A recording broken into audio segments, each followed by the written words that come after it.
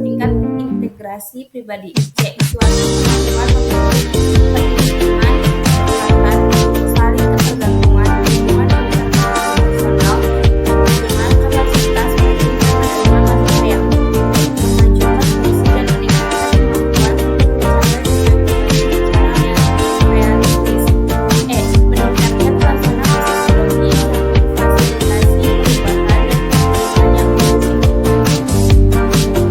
Karakteristik perawat dalam hubungan terapeutik. Kejujuran. Mampu kejujuran. Selalu akan membina hubungan saling percaya. Seorang akan menaruh kepercayaan kepada lawan bicara yang terbuka dan mempunyai respon yang tidak dibuat-buat.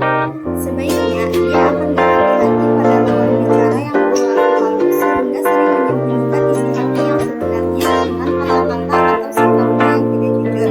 Yang kedua, tidak membingungkan dan cukup perawat sebaiknya menggunakan kata-kata yang mudah dimengerti, dipahami, dan tidak terbelit-belit.